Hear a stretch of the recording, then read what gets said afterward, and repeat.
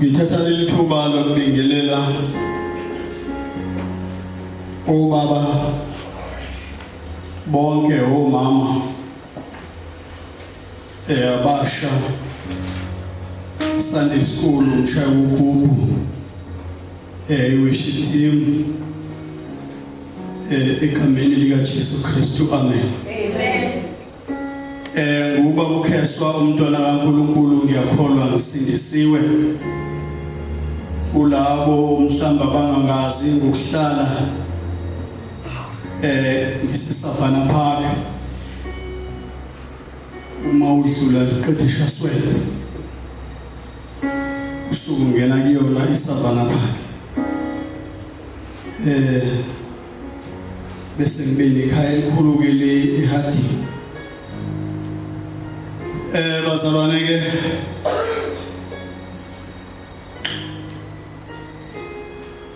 namhlanje useke waveza obesamukela ukuthi kuyisonto olusuku olukhulu oluyinyanga yabasha amen.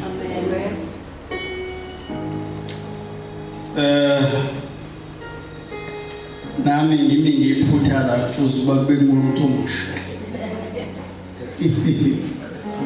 Ngicabanga kufuze ukuba umuntu omusha. Kunjalo makhe.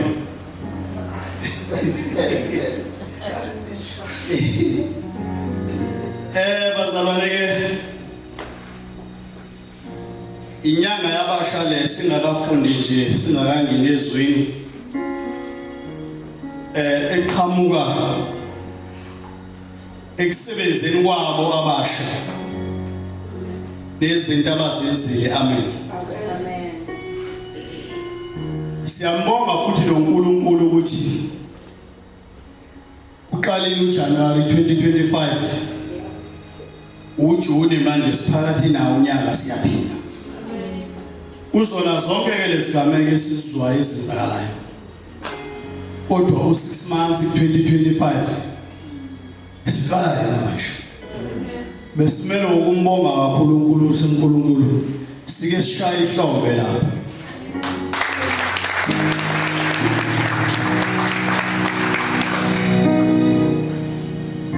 bazalwane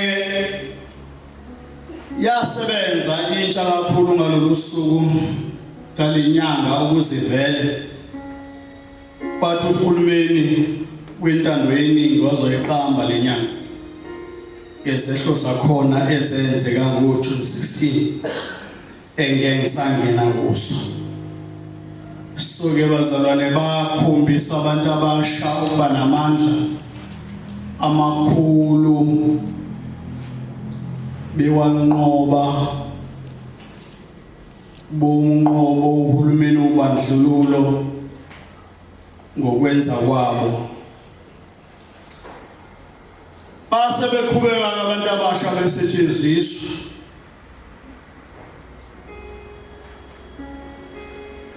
kwazi ukuthi kuyakhululeka basaqhubeka namanje abantu abasha basetshenziswa abanye sebesetshenziswa ngendlela engekho right sebesetshenziswa abathize ngokufeza inhloso zabo ngoba umuntu umefuna into yakhe isheshe igijime izwakale ungena kumuntu omusha amen. Sayizwini bazalwane sizolufunda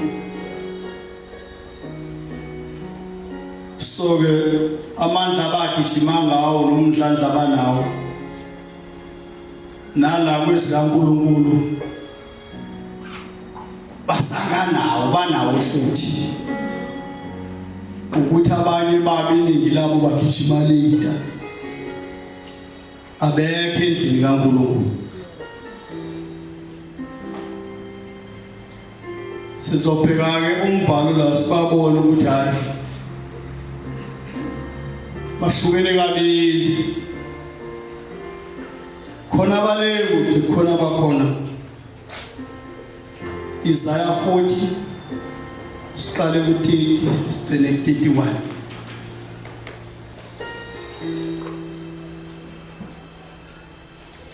Socela uzongifundela khulume nje ngaye umuntu omsha nyanga yakhe uIsaya ushapter 40 siqala ku-30 sigcine ku-31.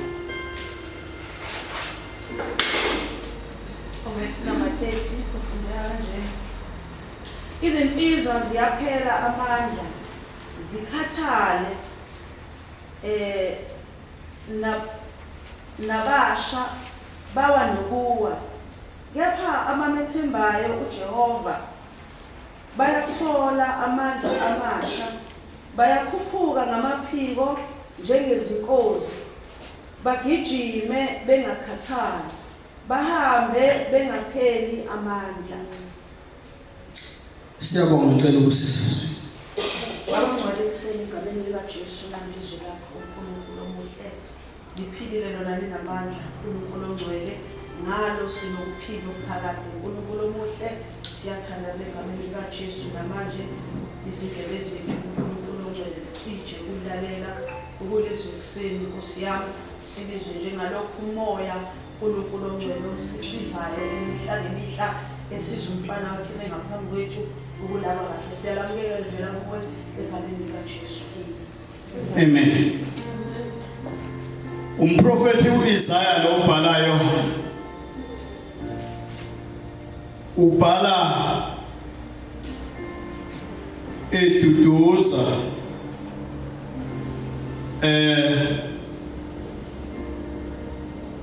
abantwana bakwa-Israyeli.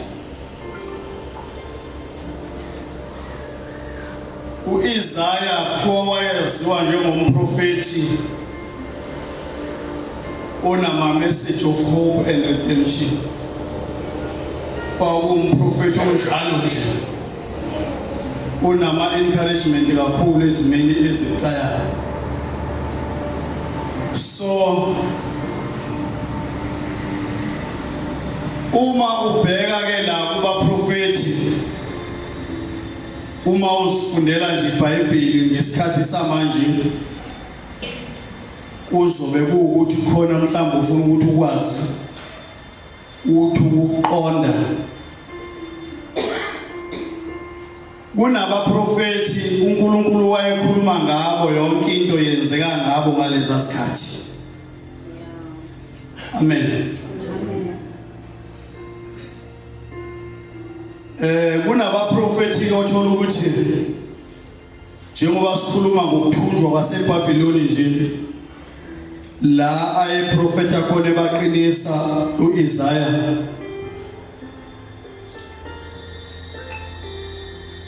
Kukhona abaprofeti abafika ababehambile belapha ekuthunjweni.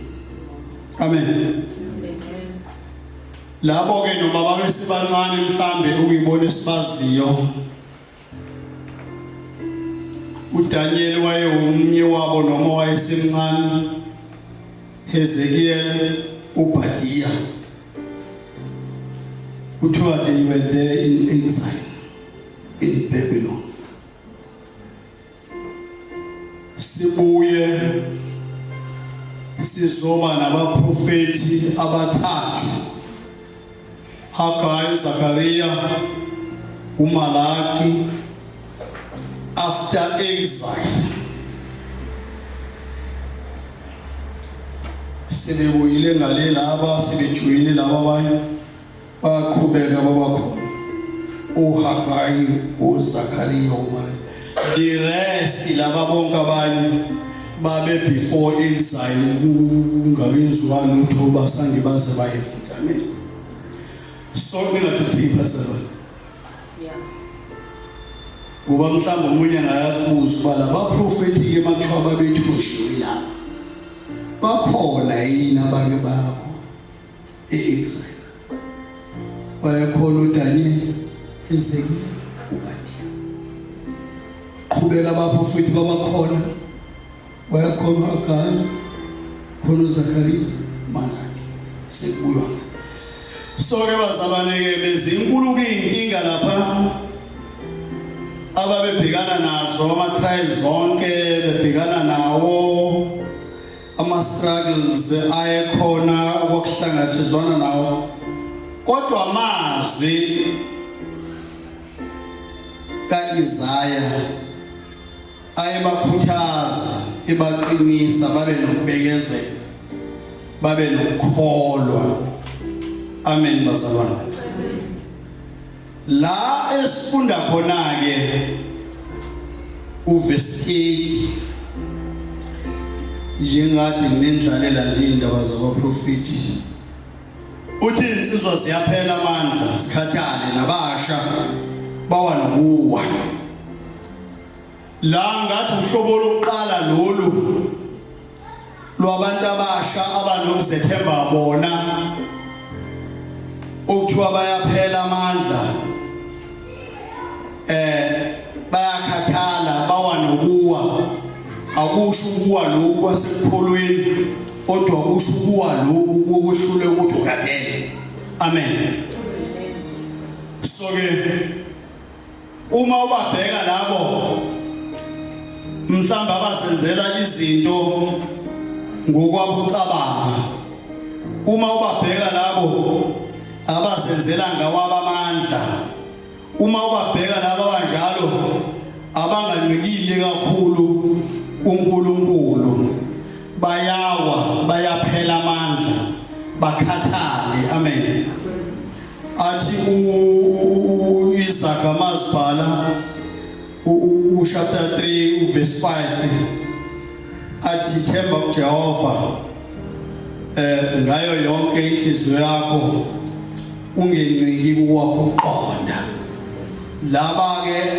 abangayenzi leyo abazethemba bona trust in the Lord with all your heart do not depend on your own understanding so yilabo ke laba ababanale inkinga bese khona kube khona lolu hlobo okuthiwa kepha abemethembayo uJehova bayathola amandla amasha amen bazalwane khona lolu hlobo ke olothemba uJehova oluthola amathemba amasha alithola amandla amasha olwesibili ke lolo olungafani nalolu olungasekuqaleni obekade kukhulunywa ngalo uthiwa lolu luyawathola amandla amasha lungawatholi ekuhlakanipeni kwalo kodwa luwathola ngokuthemba uJehova amen lamandla liwatholayo akuwona amandla elizenzela wona akuwona amandla lihambe liwafuna akuwona amandla lihambe liwabuza kubangane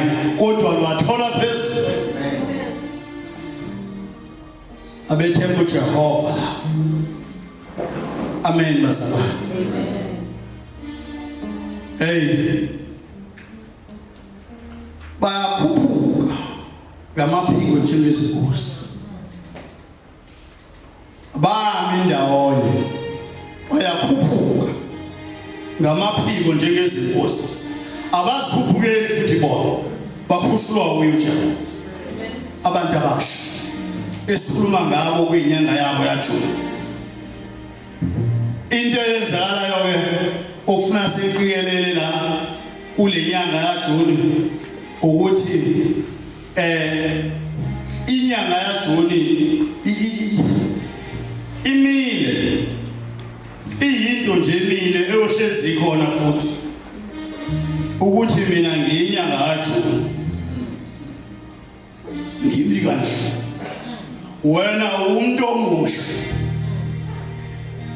uyangena enyangeni kaJuni kade khalima umndaba uthi hayi sengithe ukuthi ibantwini abasha uyaphuma umbuzo uthi uphuma kanjeni njengoba uhamba nje iminyaka ebusheni bakho wenzeni yini ozokuyenzile sonke lesikhathi njengomuntu omusha wenzeni enyangeni kaJuni ebeyifica unyaka nonyaka yini oyenzele uNkulunkulu.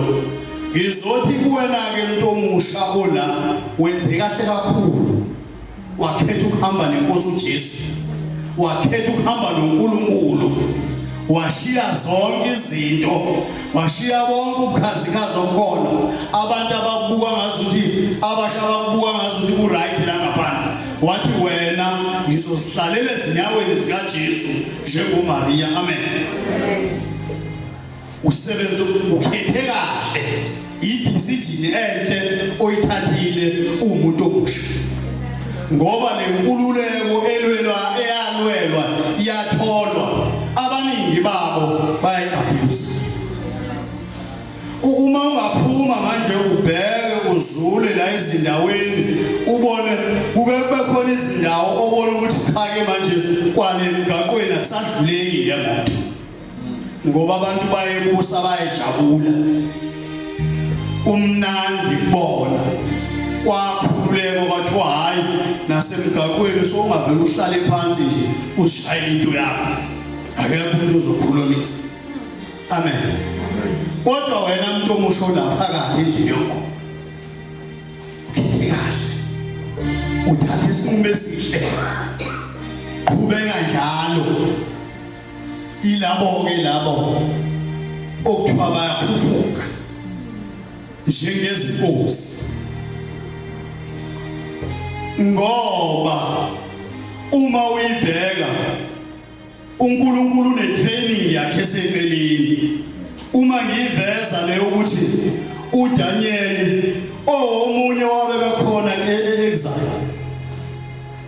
Ukhumbule ukuthi yini eyayenzeka lapha eBhabhiloni. Kwakwenzekalani kubona. uNkulunkulu unento yakhe empini omusha ngokuyamthanda. Amen. Uyawafuna la amandla akhe. Uyafuna lokwakubekezela kwakhe. Ngoba uyakwazi ukushintsha izinto.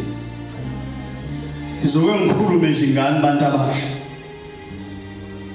Singaniboni ningena okukholweni nibuye niphinde niphume ngoba ngathi aniboni. Ngithi njengoba nila nje nisendaweni enhle kakhulu. Nila umuntu omusha ofuza ukuba akube ukhona ngoba uyisedeni kaNkulunkulu. Amen.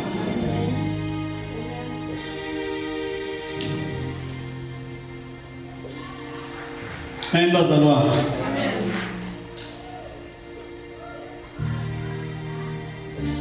Uyamthanda ubaba uNkulunkulu umuntu omusha. Abathi abantu bethemba into zabo abazibonayo. Bathi bethemba bezwa yonke into bebamba la bashonela kodwa lo avele ethembe nje ukuthi ukhona yena. Awungifundela uRomans 8 uverse 24. Avela athi lo muntu omusha ukhona yena. Bagijimeka abanye begijimela izinto. Awungifundela uRomans 8. Ukuba ethembeni sisindisiwe. Kepha ithemba elibonwayo alisilo ithemba. Ngokuba lokho umuntu akubonayo usakwethembelani na? Amen. Ukuba ethembeni sisindisiwe uhlelo uzisho wena uthi usindisiwe umntwana kaNkulunkulu. Ilona ke ithemba leli alifunayo uNkulunkulu. Uthi isimo sibheda abethu umntwana kaNkulunkulu hayi ngilindile. Ngilinde owangibizayo. Ngilinde owangikhombayo ebusheni bami. Ngiyingane ngingaka. Osithi izinto sibheke phansi ashiso komama waseshuneni owathi seyishonile ingane eseyithatha eyiphambisa kuElisha. uElisha ethi Gehazi mhlangabeze ubuze ukuthi kwenze njani. Amen bazalwane. Amen. Wathi efika uGehazi wathi ebuza ukuthi indoda iyaphila yini, umntwana usanesahlezi kahle yini. Wathi umama hayi uhamba kahle. Amen bazalwane. Umuntu onjalo ufunekayo umuntu omusha ongaxhamazeleli izinto, ongatatazeleli izinto ngoba uNkulunkulu unezakhe inhlelo ngaye. Amen. uNkulunkulu unezakhe inhlelo ngaye. Umhlelele elakhe likusasa uyalazi ukuthi uzoba yini. Akambizele phakathi kwabantu ukuzohlekisa ngaye. Akambizele emphakathini ukuthi abe umuntu nje okuthiwa cha ke bandla nimbone dabukisa kangaka nje ingoba uyakholwa. Ucebile uphethe ingcebo. Amen. Ucebile uphethe ingcebo. Umuntu omusha. Inyanga yakho ke le vela usebenzele inkosi. Ubonakale ukwenza konke okubalulekile okusenkosini. Amen. Ngoba bazalwane sihlalelwe umthwalo sisonke ngisho abazali uqobo ngoba umuntu omusha akavele kusenje kuthiwa usekho. Umuntu omusha akazoqhamuka kathi ngoba ngiyumnyakazo vela kathi ngoba cha vele umzali khona umzali ngemuva aqhamuka khona. Amen. Umfundiseni ke wena mzali. Amen. Ngiphumile manje nje umfundiseni umuntu omusha ingane yakho yini oyenzele yona. Sizocela nje kuona lama basic lawo esiwaziyo sivuselele wona. Proverbs 22 verse 6.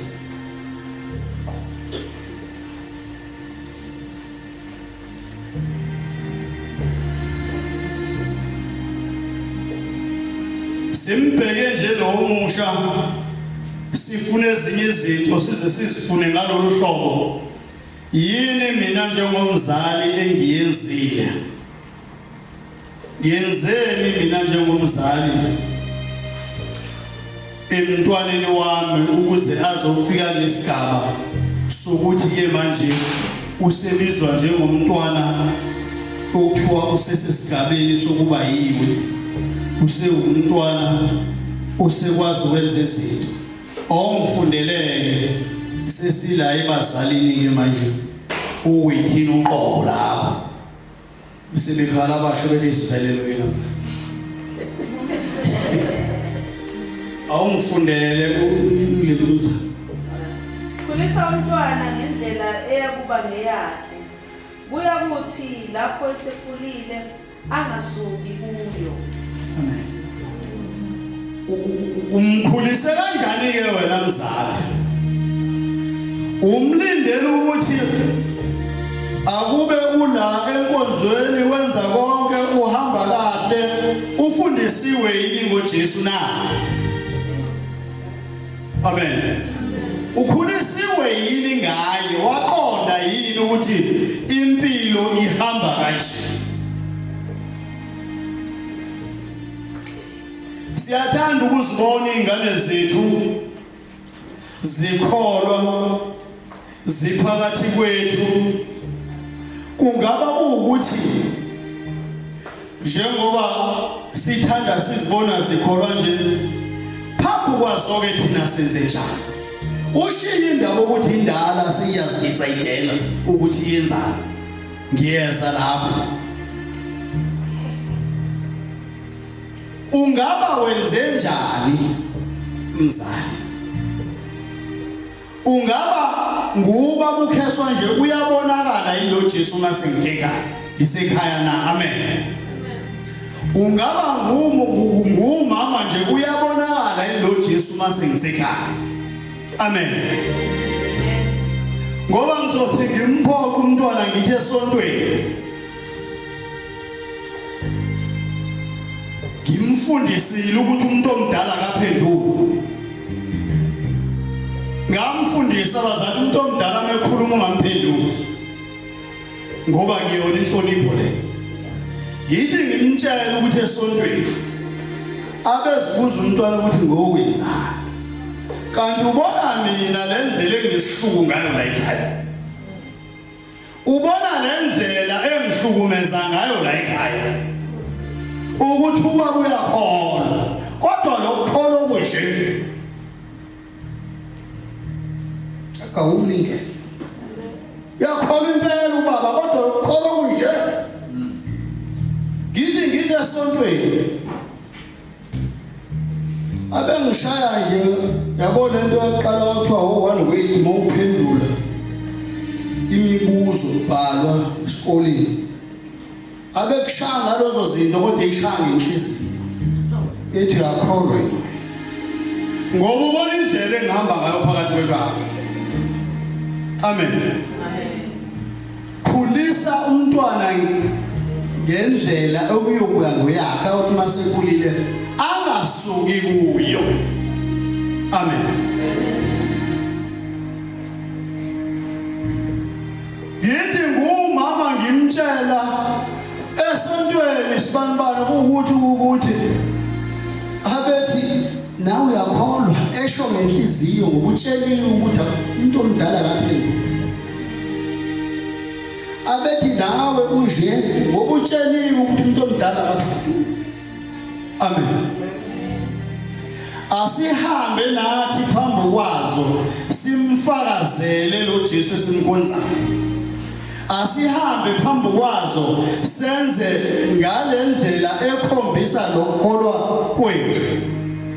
Singalinge sithi masikhuluma nazo angiqala ukusho lokhu awusibanibani mntanami lento yenzayo ave ungamkhonzisi kahle. Awusibanibani mntanami uma ningihlupha kanje umuntu ngeke azalingene izulu upha isithamanga. Amen.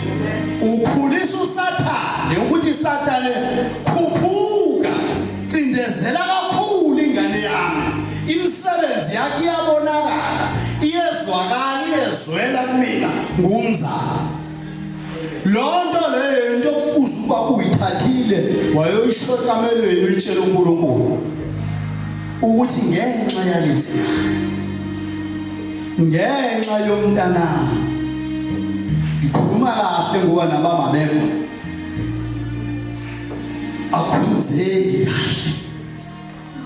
Ngenelela baba bakho, ngenelela Nkosi abantu abakho laba ukuze bazoba yilento esifunayo, ukuze bazoba yilento esidinga.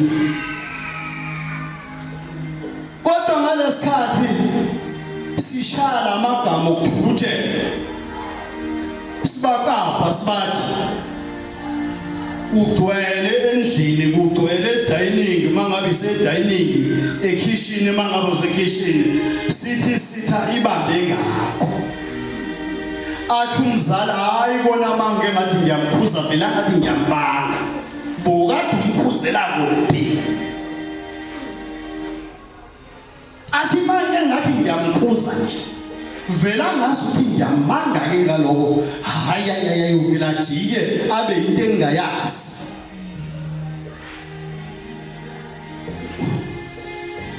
Ubumkhuza lila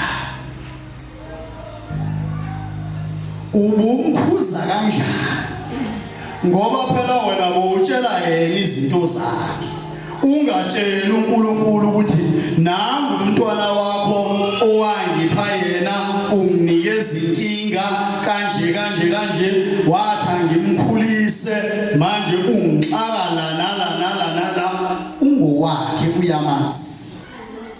Amen bazalwane. Amen bazalwane. So ke uzothi ke masemdala umntwana azidecide ukuthi hayi uyabona ke le yababa benoma ayikho ngishiya phansi kodwa ngalesikhathi esho kanje wena umkhulisile. Amen. Izwi likaNkulunkulu bantu bazalwane uzobuya ngeke angabuye angeke amehlule uNkulunkulu ngoba unayo le yanto etshalwe kuye eyingane ukuthi la ekhaya kuyakholwa la ekhaya abazali bami baze bahambe emhlabeni uma ngaba behamba emhlabeni ingekho into engiyaziyo nenziwayo ngaphandle kwalo Jesu. Amen. Uzohambe uzobuya ngobani ukhuliswe ngayo lento yafakwa ngalesa sikhathi